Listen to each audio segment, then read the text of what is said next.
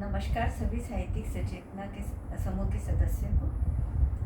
आज का मेरा विषय है ज्ञान योग। ज्ञान योग का अर्थ है ज्ञान या विवेक। ज्ञान योग बुद्धि और विश्लेषण का मार्ग है।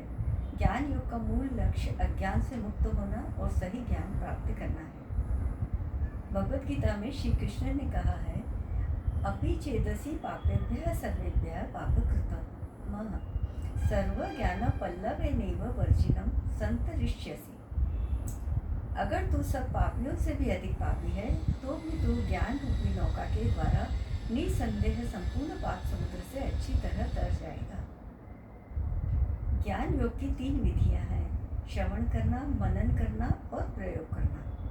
इस विधि से सच्चे ज्ञान का अनुभव कर हम ईश्वर को जान सकते हैं और जीवन के व्यवधानों से मुक्त हो सकते हैं। एक संक्षिप्त सी कहानी द्वारा समझाने का प्रयास करती हूँ। विनोबा भावे, इनके जीवन की कुछ बातों से ज्ञान योग को हम समझने की कोशिश करेंगे। अहिंसा और सद्भावना को अपने जीवन का मूल मंत्र मानने वाले आचार्य भावे को महात्मा गांधी के उत्तराधिकारी के रूप में भी जाना जाता है। विनोबा जी का असली नाम विनायक नरहरि भावे था। छोटी उम्र में ही उन्होंने रामायण, महाभारत और भगवद गीता का अध्ययन कर लिया था।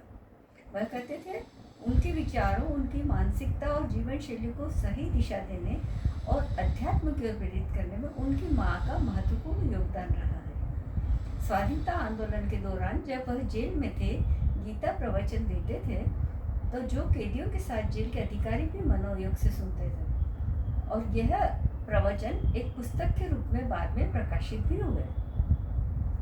विनोबा भावे महात्मा गांधी को बहुत मानते थे, उनके विचारों से प्रभावित भी रहते थे। महात्मा गांधी कहते थे कि जब निराशा मेरे सामने आ खड़ी होती है और जब मुझे कहीं से कोई रोशनी नहीं दिखाई पड़ती तो मैं गीता की शरण लेता हूँ। वे कहते हैं, निराशा के इन क्षणों में उन्हें गीता की कोई न कोई श्लोक ऐसा दिखाई पड़ जाता है कि विषम हालत में भी वे मुस्कुराने लगते हैं। इस तरह महात्मा गांधी भगवद गीता के कर्म योग, ज्ञान योग, भक्ति योग और ध्यान योग से प्रभावित थे। विनोबा भावे को गांधी का आध्यात्मिक उत्तराधिकारी माना गया है। इस तरह ज्ञान योग जीवन यात्रा में सहयोगी बन हमें सफल बनाता है। धन्यवाद। अगर आपको मेरा वीडियो पसंद आया हो तो लाइक, शेयर और सब्सक्राइब करना ना भूलें।